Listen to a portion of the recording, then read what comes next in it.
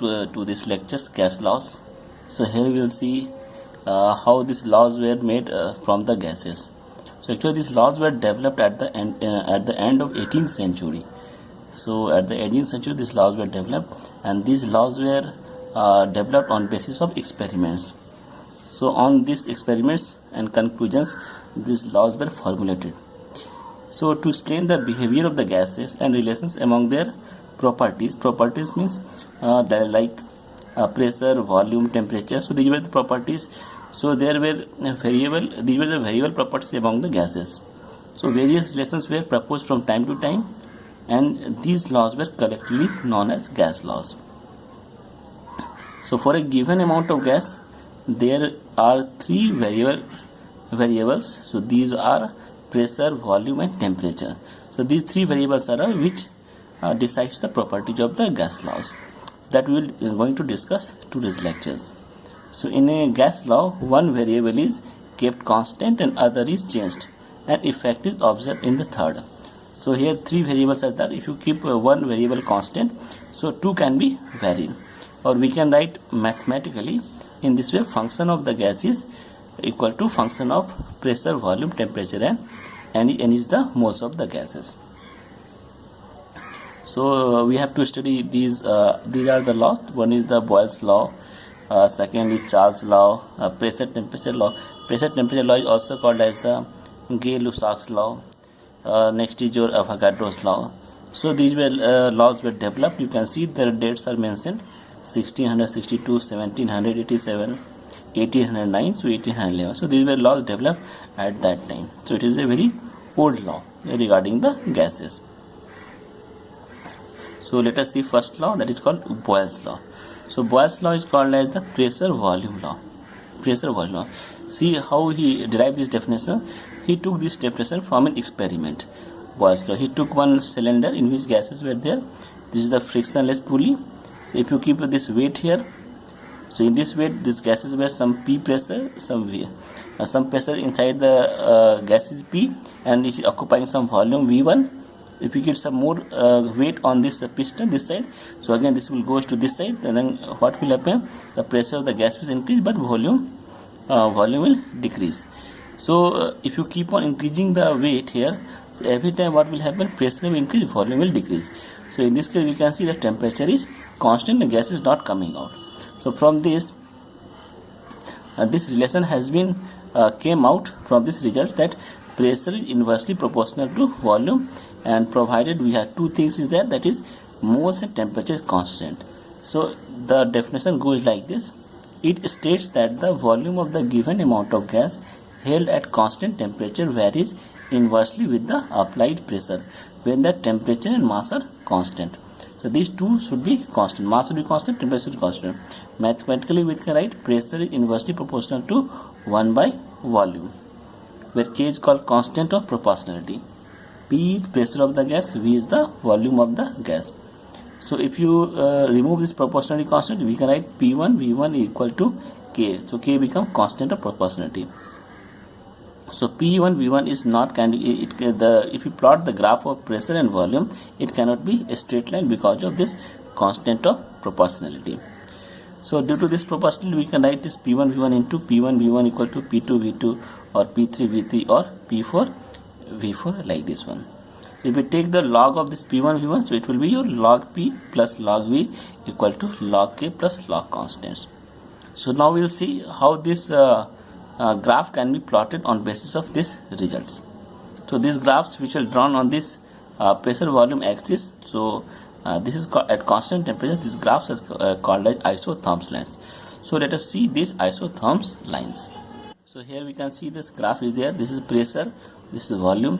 We can write pressure also, volume. So we can write anyway this pressure or volume, or pressure or volume, x or y axis you can change alternatively. So this is the, we can see this graph when pressure inversely proportional to volume. You can see this graph is rectangular hyperbolic line. This is there. So this line goes to infinity. It is not touching to this axis, and this graph is not touching to this axis, and this is parallel to each other. This is for one temperature, this is for second temperature, third temperature. When temperature increases, the isotherms line goes upward. So temperature of the T3 is greater than the T2 is greater than the T1. Similarly, you can see in this graph, this is volume inversely proportional to 1 by P. So this is the directly proportional. If you take 1 by T constant value, so V and P will be directly. So graph will be goes like this one. So here again, if you take this temperature constant, so volume will be directly proportional to temperature. So in this case, T1 will be greater, then T2 will be smaller, T3 will be again smaller. So temperature will be like this one, and graph will be a straight line. You can reverse the situation if you write V 1 by P or P 1 by V. In both cases, this is the situation will be same. So let us take third graph. So third graph is pressure into volume versus pressure, or you can take volume, anything you can take it. So again, pressure into volume is a constant, so this will be constant line. Again, if you increase temperature, the graph will goes upward. So what will happen? T3 is greater than T2 and T1. So these graphs are often asking in the examination, so you should study the graph very properly. Now you see here in terms of log, this is log P, this is log V. So here graph is going, this is a slope. So this slope is negative. So in this case, log P and log V, the straight line is coming negative. So slope is negative, so graph will be like downward direction. Now what is the importance of Boyle's law? So here we will study the application of Boyle's law, what is its significance and importance. So you have heard that some balloons are filled with the gases like hydrogen and helium and sent to the sky by the meteorological department. So these gases are partly filled on the ground. This is not fully filled. They are filled partly with hydrogen and helium. And as it rises into the atmosphere, upper atmosphere, because hydrogen and helium are the lighter gases, so definitely the balloon, this partly filled balloon will be goes upward direction. But if you go in upper atmosphere, what will happen? The gas expands, and thereby the balloons will be filled completely. Now here in the ground, the gas was partly filled, but when it goes upward, upper atmosphere, the gas is fully filled in the balloon. Why? This is the application of Boyle's law. Why? Because there is a less pressure is there. So on less pressure, the balloon, the space of the balloon is fully occupied by the gases, and it expanded. So this is the applications. One more application here is at constant temperature. We know that is the density of the gas is proportional to pressure. Means if there is more density of the gas, there is more pressure. If the less density, there will be less pressure. This is also one application. You can at the higher altitudes, means at the mountain places, what will happen? Pressure decreases. Why pressure decreases? Because the air in the mountains are less dense.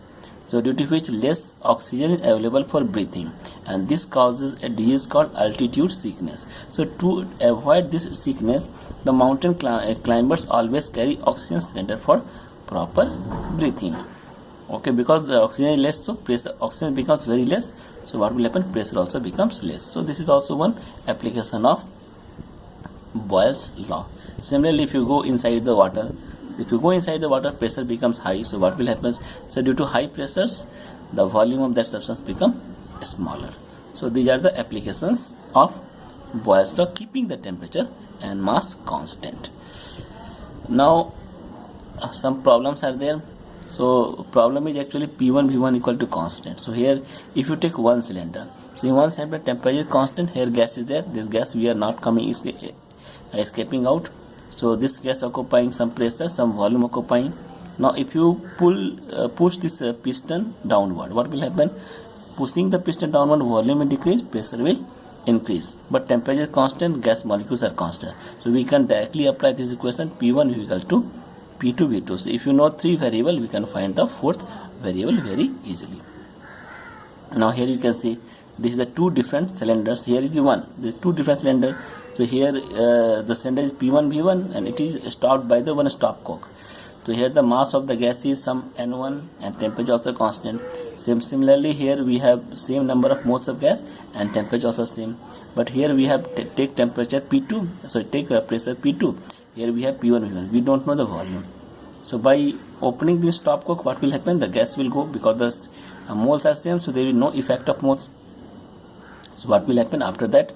We can use this one formula, P3 equal to V1 plus V2 equal to P1 plus V2. So add this two, P1 V1 plus P2 V2, and the final will be these two volume and pressure will be P3. So in this way we can find the pressure of 3 by knowing the V1 plus V2. So this is the one case of solving this problem. So here we know V1, here we know V2, here we know P1, here we know P2. So we can find the final pressure after knowing this one. So we know all these two values. But here thing is that temperature moles are constant. 200 ml of a gas at 30 Kelvin is compressed by increasing the pressure by 5%. Calculate the volume of the compressed gas at 30 Kelvin. So here we can see pressure is given here. So pressure is P1 is P atmosphere, and P2 will be how much? The P2 is increased by 5%. 5% means P plus 500. This is the 5%, and volume is given 200 ml. We have to find the V2. So since they are following the Boyle's law, so we can write P1 V1 equal to P2 V2. Now we know each value P into 200, and this is here 105 plus 100 into P. If you solve it, you will get 105 plus 105 by 100 into P into V2. So on solving, we will get 190.5 ml.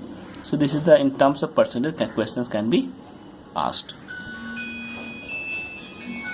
A 1.5 liter sample of a gas having density 1.25 kilogram per meter cube at 1 atmospheric pressure and 0 degree centigrade was compressed to 575 atmospheric pressure, resulting a gas volume of 3.92 centimeter cube in violation of Boyle's law.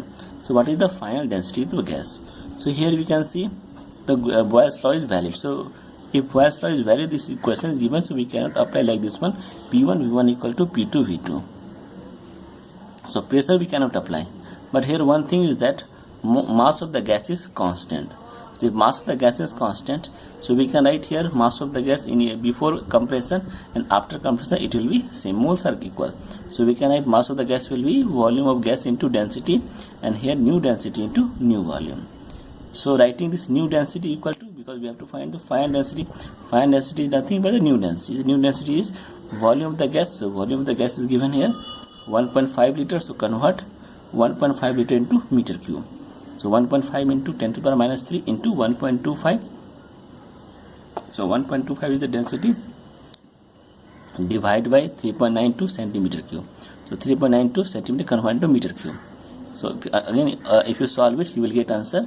Density of the new pressure is that 478.3 kilogram per meter cube. So this is the answer of these questions. So now we will see one more application of Boyle's law. So here Boyle's law: a balloon filled with an ideal gas is taken from the surface of the sea deep to the depth of 100 meter. What will be its volume in terms of its original volume? So this is the sea is there. Okay, this is the balloon. So this is the balloon here. So what happens? This is going on the surface of the sea. So this is the depth of 100 meter. So in this depth of 100 meter, what will the volume of this in terms of original volume? Suppose this volume is V1. So we have to find V2 in terms of V1. Now here we can see here pressure inside the balloon is equal to the pressure outside the atmosphere. So both pressures are equal to each other. So when you come inside, so here this balloon is experiencing this pressure plus one pressure exerted by the water. So here what will happen? The pressure is high. So what will happen? The volume of this balloon will decrease due to this high pressure. So our target is that we have to convert this pressure of water in terms of mercury. Now we know the formula. Pressure inside the water will be, this is the pressure inside the bottom will be nothing but the pressure of water, air plus pressure of the water. Now pressure of water, we know that 476 meter, this is the meter, I have written 0.76 meter, is the pressure of the mercury with equal to pressure of the water, that is 10 meter. Because if you take the same pressure, then the height of the water will be 10 meter, that we discussed earlier.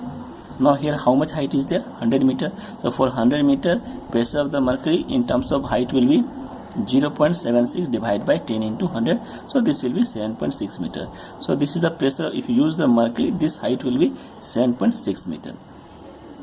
So here is 7.6 meter plus pressure of the air is also there.